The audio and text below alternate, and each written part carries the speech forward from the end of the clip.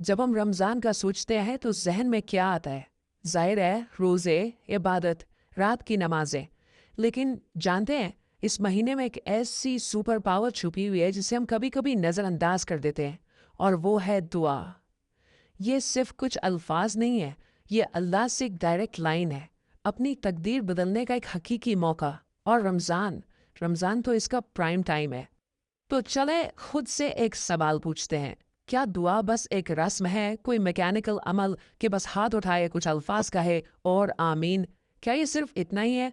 नहीं, बिल्कुल नहीं। हकीकत यह है कि ये एक बंदे और उसके खालिक के दरमियान एक बहुत ही ताकतवर राब्ता है, इतना ताकतवर कि ये तकदीर को भी बदल सकता है। तो इसको इस तरह से सोचें कि दुआ सिर्फ अल्फाज का मजमुआ नहीं है, ये एक मास्टर की तरह है, एक ऐसी चाबी जो उन दरवाज़ों को भी खोल सकती है जो हमेशा के लिए बंद लगते हैं। ये अल्लाह से मौजिज़ात मांगने का तरीका है, ख़ास तौर पर इन लम्हों में जब लगता है कि ज़िंदगी के सारे रास्ते बंद हो गए हैं। अच्छा, तो सबसे पहले बात करते हैं कि ख़ास तौर पर रमज़ान ही क्यों? आखिर इस महीने के बारे में इतना बड़ा क्या है? ऐसा क्या ख़ास है कि कहा जाता है आसमान के दरवाजे खोल दिए जाते हैं? आइए इसमें ज़रा गहराई में चलते हैं। देखिए खुद नबी करीम सल्लल्लाहु अलैहि वसल्लम ने हमें बताया कि जब रमज़ान आता है तो रहमत के दरवाजे खोल दिए जाते हैं। अमली तौर पर हमारे लिए इसका क्या मतलब है? इसका मतलब है कि ये कबूल शुदा दुआओं का मौसम है। ये एक खुली दावत की तरह है। अल्लाह की रहमत बस बरस रही है, हमारी पुकारों को सुनने और जवाब देने के लिए तैयार है। तो वो कौन लोग हैं जिनकी दुआओं के कबूल होने के इम्कानात ज़्यादा हैं? अच्छा ज़रा ये देखिए, रोज़ादार शख्स इस फहरिस्त में सबसे ऊपर है। ज़रा तसव्वुर करें, रमज़ान के दौरान एक शख्स सारा दिन रोज़ा रखता है।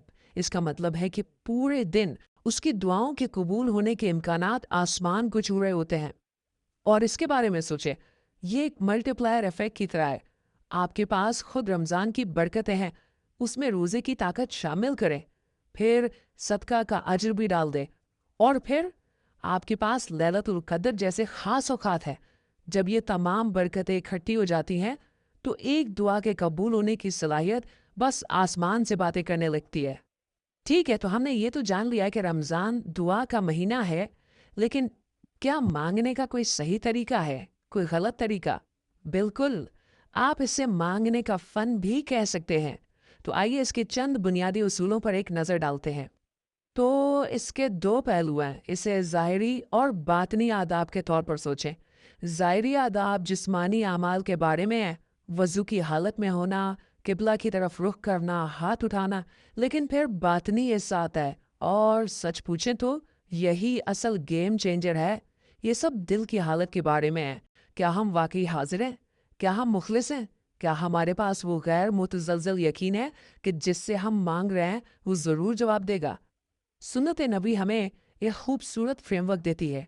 ये कुछ इस तरह है, आप अल्लाह की हम्द व सना से शुरू करते हैं, सिर्फ उसकी बड़ाई बयान करते हैं। फिर आप नबी करीम सल्लल्लाहु अलैहि वसल्लम पर दुरूद भेजते हैं।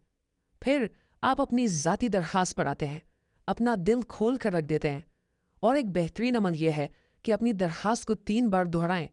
ये जाहिर करता है कि ये आपके लिए कितना अहम है। यह हकीकी संजीदगी को जाहिर करता है। यहाँ एक खूबसूरत टिप है जो वाकई एक दुआ को सुपर चार्ज कर सकती है। अल्लाह को उसके इन मखसूस नामों से पुकारें जो इस चीज़ से मुताल्लिक हों जो आप मांग रहे हैं। मिसाल के तौर पर अगर रिस्क मांग रहे हैं तो पुकारें या रज़ाक, ए रिस्क देने वाले। अगर माफ़ी मांग रहे हैं तो या गफ़ार का इस्तेमाल करें, ए माफ़ करने वाले। ये ताल्लुक को बहुत ज़्यादा ज़ाती और ताकतवर बना देता है। ठीक है, अब एक बहुत अहम नुक्ते पर आते हैं। एक ऐसी शर्त जो इतनी अहम है लेकिन अक्सर नज़रअंदाज कर दी जाती है। ये वो चीज़ है जो फैसला कर सकती है कि कोई दुआ कबूल होगी या नहीं। उसको समझाने के लिए नबी करीम सल्लल्लाहु अलैहि वसल्लम ने एक बहुत ताकतवर मिसाल दी। इस मंजर को तसव्वुर करें, एक आदमी सफ़र पे है, सहरा में खो गया है। इसके बाल बिखरे हुए हैं, कपड़े गर्द से अटे हुए हैं। वो भूखा है, प्यासा है, मुकम्मल तौर पर मायूस है।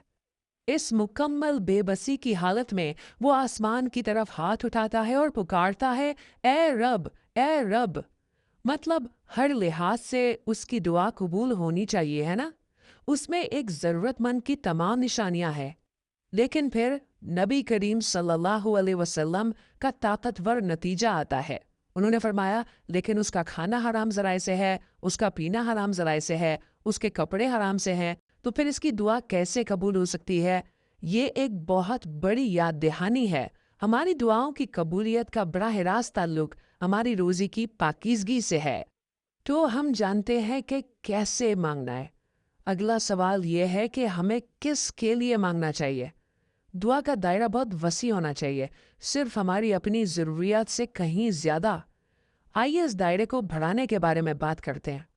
इसे फैलते हुए दायरों की तरह सोचें।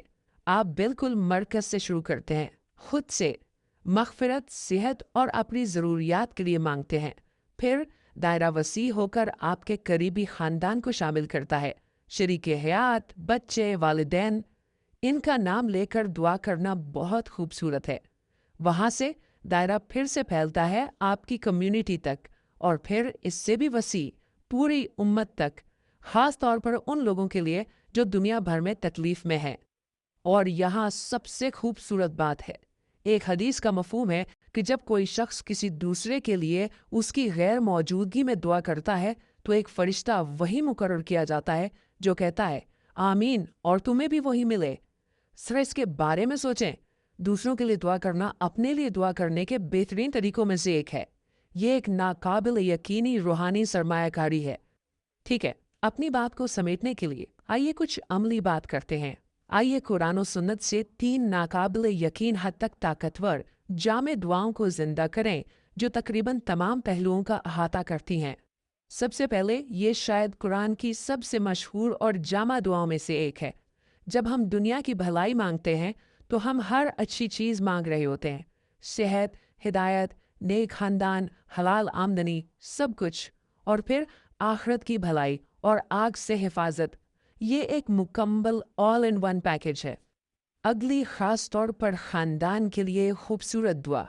आँखों की ठंडक का जुमला बहुत शायराना है। इसका मतलब है गहरी पुरसुकून खुशी और सुकून का ज़रिया। एक ऐसा ख़ानदान जो सुकून और खुशी लाए, तनाव नहीं। और दूसरा हिस्सा भी उतना ही ताकतवर है, मुत्तकियों का इमाम बनने की दुआ करना। ये दूसरों के लिए एक मस्बत रहनुमा मिसाल बनने की ख्वाहिश के बारे में है। और आखिर में ये माली खुशहाली और दयानतदारी के लिए एक नाकाबिल यकीन हद तक ताकतवर दुआ है। ये 2 हिस्सों पर मुश्तमिल दरख्वास्त है। अव्वल, अल्लाह से ये मांगना कि वो हलाल को काफ़ी बना दे ताकि किसी को हराम की तरफ देखने का ख्याल भी ना आए। और दोम, उसके फजल से ऐसी बेनियाजी मांगना कि उसके सिवा किसी और से मांगने की ज़रूरत ना पड़े। ये अपनी कमाई में इज़्ज़त और पाकीज़गी की दुआ है। तो ये रमज़ान आ गया है, दुआ का महीना, रहमत के दरवाजे खुले हैं, देने वाला देने के लिए तैयार और मुंतज़िर है। अब सिर्फ एक सवाल बाकी है, कौन सा मौजज़ा मांगा जाएगा? इस साल तकदीर बदलने वाली कौन सी दरख्वास्त की जाएगी?